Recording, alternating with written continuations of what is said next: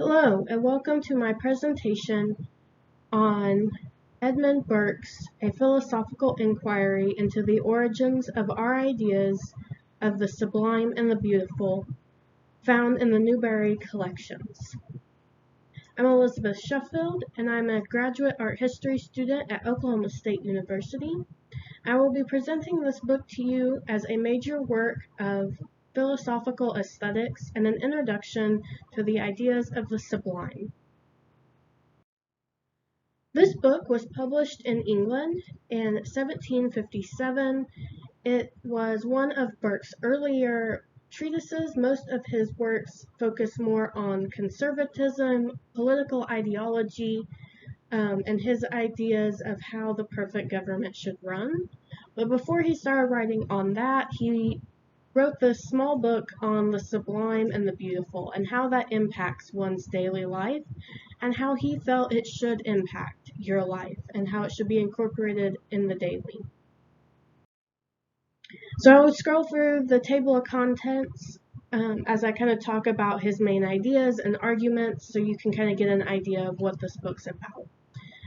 So he wanted to know why people enjoyed things like large paintings, intense scenes in nature such as thunderstorms, why they enjoyed books such as Paradise Lost by Milton, why they wanted to have this feeling of insignificance. And he called this feeling of insignificance the sublime. The idea that one is smaller than the forces around them and that they should pay attention to those inquiries. Burke ultimately argues that this is because we enjoy this because it makes the troubles of life seem more minor. So when you're faced with your everyday struggles of life, your taxes, your bills, troubles at home, troubles at work, things like that, when you encounter a moment of sublimity, you are faced with the reality that nature is so much greater than the little struggles that you're having, and it diminishes the hardships that you are facing because you are now experiencing life in its uncontrollable force and how that can impact your daily experience. At the end of this book, Burke argues that in a utopian society, one should incorporate the sublime every day. You should always be faced with some immovable challenge that you cannot, as a human being, face or solve on your own. He said that this would go a long ways to diminishing the ego and make people more tolerable of their everyday struggle and their impact in daily society.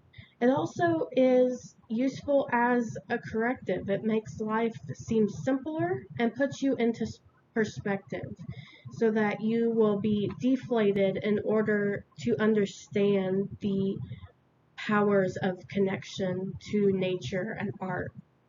And while he first connects them both to nature and art and calls these the troubles of the sublime, he says that it can be found in everyday life, that one can encounter it just by understanding that there are things in life humans can't control, and by understanding that you can get a clearer perspective on your troubles and your life.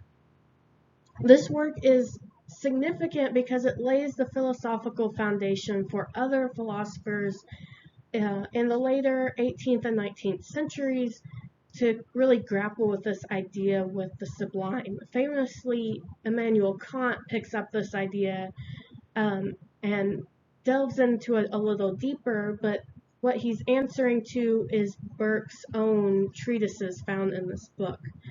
So by having this in the collection, the Newberry is allowing patrons to both experience the roots of sublimity and how it impacted philosophical inquiry in the future.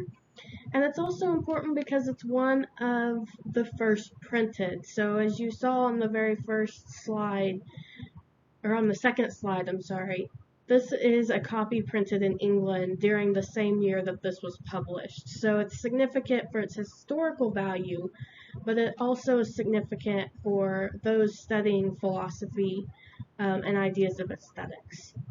Thank you for listening to this presentation, and I hope you enjoy everything in the Newberry Conference.